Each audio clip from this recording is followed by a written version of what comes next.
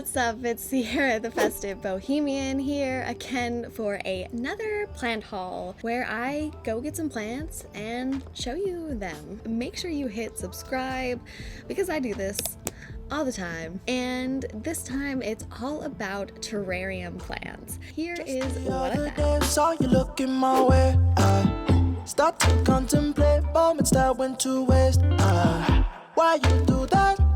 You drop me like who that? And put me through that. But baby, it's useless. I'm living my life. Don't need you in mind. Me feeling just fine. One of a kind. Who better than I? Oh. Shawty, don't play that game. Shawty, don't play that game. I won't keep you safe. Time that I relocate. I don't play that game. Shawty, don't play that game. I know my place. Shawty, I know my. Got a lot to do. I got a lot to do. I got a lot to do. Got a lot of. At the crack of dawn in the dark of night, what I got to do? Got to do. I'ma make it loud. How I made you scream like a cockatoo.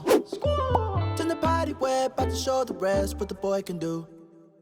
What you expect? How I forget these thoughts of you. Don't need no reps. I'm in the jet, gon' fly the coop, fly the coop. Shawty, don't play that game.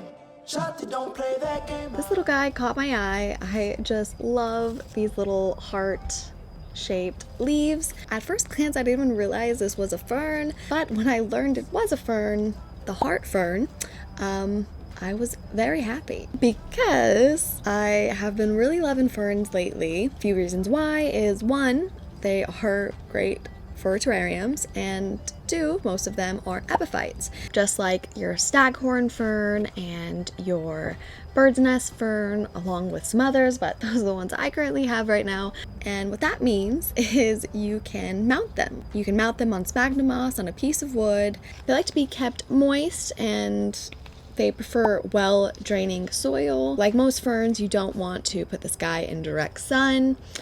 Bright indirect light will make him happy and some water would make him happy as well. So these are going to be a great choice for your north facing windows, and because they like terrariums, they do prefer that high humidity, so you can put it on a pebble tray or next to a humidifier. Loving it, and it's absolutely beautiful. The little hearts are adorable. This guy, this is a Rex Begonia. He was too cute to resist. Now, I wouldn't say that begonias are very beginner friendly plants, and neither are ferns, to be honest. Most ferns are a bit more finicky. I haven't had the heart fern long enough to tell you what I feel about that guy, but I feel like staghorn ferns and your bird's nest ferns are pretty easy to take care of as far as ferns go, as long as you understand how to care for them. Whereas your maidenhair fern is just one of those that just, no matter how nice you are to it, sometimes it just doesn't like you. But they are absolutely beautiful to look at, and they're great in terrariums as well because they do like their high humidity. I'm gonna keep him in bright indirect light. Now, I also got some filler plants for my terrarium. These are usually kept near the terrariums and are labeled as Assorted Mini, so sometimes it's hard to figure out exactly what they are, but this one looks like a little mini palm. Here I have a mini baby tears, I have a mini polka dot plant, and I also have a mini I'm not sure what plant. So if you know, please let me know in the comments below. These plants all prefer bright indirect light and to be kept quite moist. That's why they are great for terrariums.